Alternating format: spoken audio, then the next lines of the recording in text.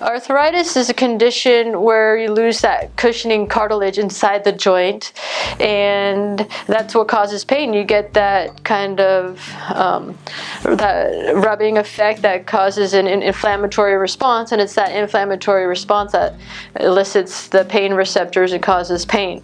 And you'll hear a crunching and grinding, perhaps. You'll feel like that decreased range of motion and ongoing pain with activities.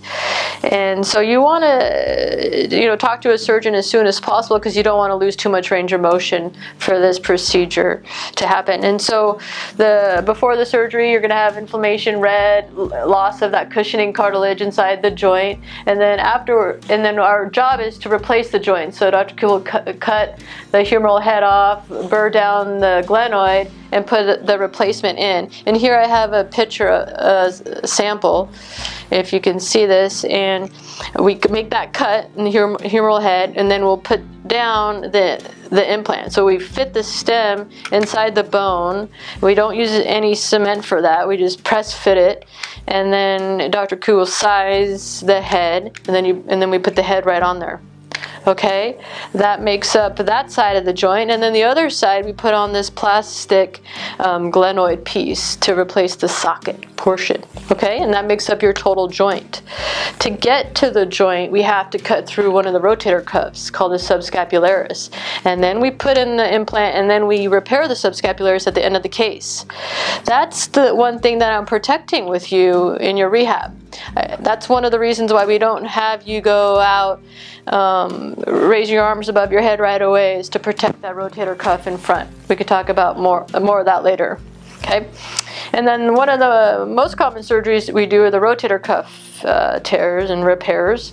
Here on the left is a depiction of the wear and tear, the degenerative process, what happens with rotator cuffs. That's the most common way we tear it. It degrades over time, and then you'll have maybe a fall or an instance where you tear off the whole tendon. Okay, and how we repair that is by using anchors and suture.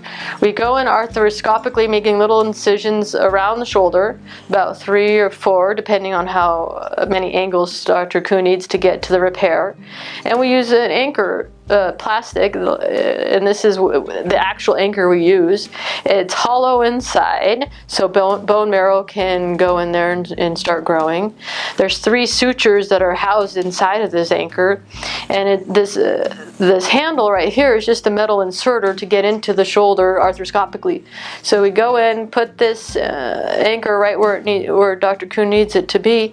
Then I take off the inserter, and you're left with these 3 sutures, and that's what he uses to repair the tendon down to the bone. Okay, so you're not doing a side-to-side repair like this. You're actually repairing the tendon down to the bone, and the reason is it won't heal if they're not attached.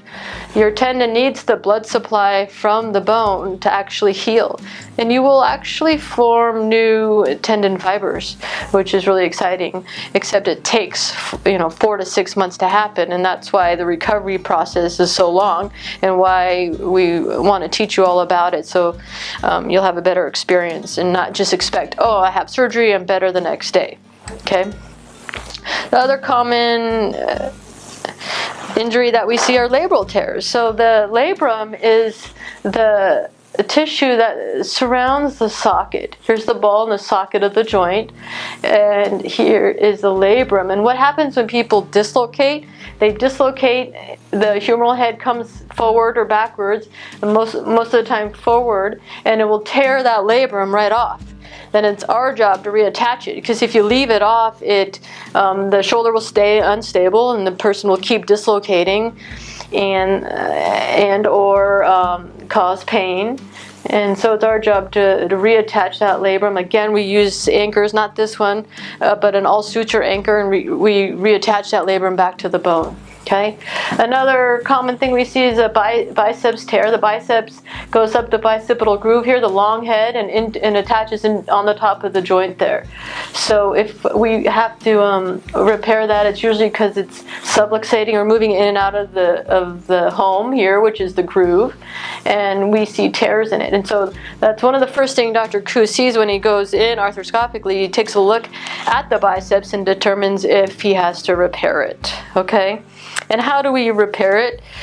Well, he detaches it from inside the groove if it's not already completely torn off, and then we reattach it to the top with a different kind of anchor, plastic anchor, a little bigger than this one, and we do what's called an interference fit, where we push that little screw and tendon both into the bone, and then we expect that to heal. Okay?